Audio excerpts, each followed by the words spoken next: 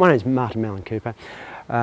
My history is I had 10 years in New South Wales government as a researcher on freshwater fish. I'm a freshwater fish ecologist, and then the last 17 years I've been consulting as a scientist and primarily as a fishway designer.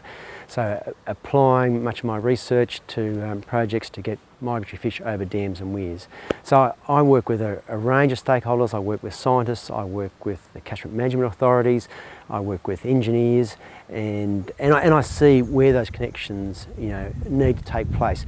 The sort of NFS strategy has really started to bring those connections and into place, and I think we need to build on that more. These have been separate camps for a long time.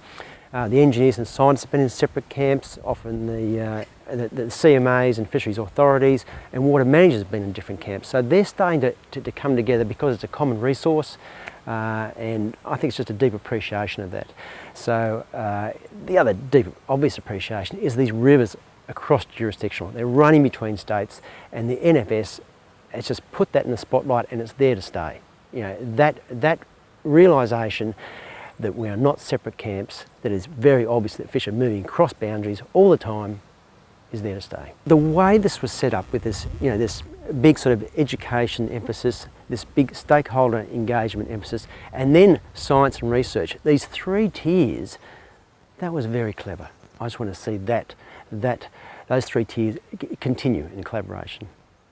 So the Northern Hemisphere had these fishways for salmon, and we used those designs for many decades. We used them until about the mid-1980s, and a number of us were involved in research at that time that developed design criteria that native fish could use. For native fish, we had large fish, we had small fish moving upstream and downstream.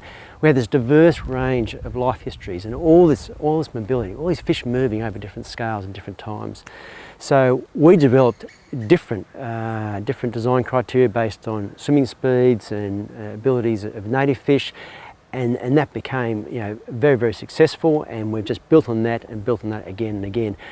What's interesting is that the colleagues that I know in the US and in Europe have now looked towards the designs that we've had, because they realise it's not just salmon moving upstream. They also have a whole range of species moving upstream and downstream, and they're trying to do what we're doing here. It's impressive. I'm very proud to be part of it. A lot of the findings we've had from the Murray River, we've now used those in fishways on the coast and fishways in Queensland. We're even using some of those findings at present in fishways in Laos, on tributaries of the Mekong. Some of those findings also went to Bangladesh, and they've established some fishways there. So it's had an incredible ripple effect. That I'm proud to be one small component of that. I mean, there are so many scientists involved that when I'm talking about this program, that are involved in experimentation, in monitoring and assessment of these fishways, and we've just come in leaps and bounds in the last decade. World-class river restoration.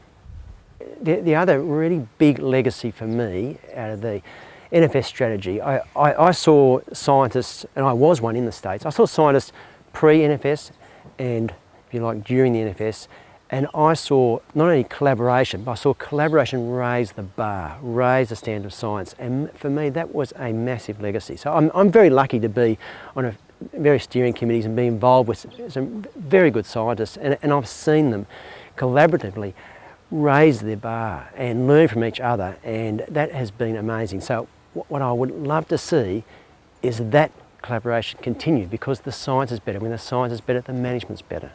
So that's what I want to see.